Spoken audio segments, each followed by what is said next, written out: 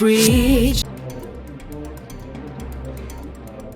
আটক করে নিয়ে আসি যে তার ছিল অভিযোগ ছিল যে সে বাজারে হচ্ছে জাল টাকার মাধ্যমে হচ্ছে তার নিত্য প্রয়োজনীয় জিনিসপত্র কেনাকাটা করছে। তো জনগণের এটা হচ্ছে দেখে সন্দেহ হবে, তারা তাকে আটক করে আমাদেরকে সংবাদ দিলে আমরা হচ্ছে গিয়ে তাকে নিয়ে আসি আমাদের থানায়। নিয়ে আসার পর আমরা হচ্ছে তাকে নিবিড়ভাবে জিজ্ঞাসাবাদ করি। জিজ্ঞাসাবাদের এক পর্যায়ে সে হচ্ছে আমাদের কাছে স্বীকার করে যে সে ফেনী জেলার দাগনভূঞা থানার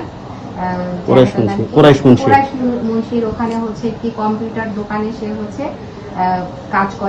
কাজ শেখায় বেসিক্যালি, এবং সে হচ্ছে একটি এক রুমের একটি বাসা ভাড়া নিয়ে থাকে, ওখানেই পাশে করে সেই দোকানের ঠিকানা, এবং হচ্ছে এই বিষয়গুলো আমাদেরকে অবগত করলে আমরা হচ্ছে তাৎক্ষণিকভাবে সেখানে চলে যাই। যাওয়ার পরে প্রথমত তার বাসা থেকে তার হচ্ছে বিভিন্ন যে টাকা ছাপানো টাকার যে হচ্ছে A4 সাইজ পেজের মধ্যে এইগুলা হচ্ছে পাই, এবং সে এই টাকাগুলাকে হচ্ছে মসৃণ করার জন্য এটার উপরে আবার হচ্ছে মোম পালিশ করে। এই ধরনের যে আলামতগুলো আছে কাটার, এই সমস্ত হচ্ছে ইয়া করি আমরা উদ্ধার করি, এবং হচ্ছে তার দোকানে যাই। এরপরে দোকানে যাওয়ার পরে যেটা আমরা দেখি যে সে আসলে সম্পূর্ণ এককভাবে এই কাজটা করে।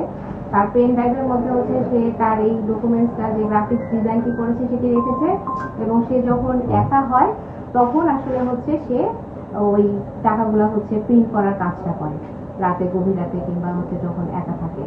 তো তার যেটা হচ্ছে আমরা প্রায় হচ্ছে 1,30,900 সামথিং টাকা হচ্ছে উদ্ধার করি, যেগুলো হচ্ছে সে এইভাবে ছাপিয়েছিল। আর সে মূলত হচ্ছে একজন শিক্ষিত মানুষ, সে সিদ্ধিরগঞ্জ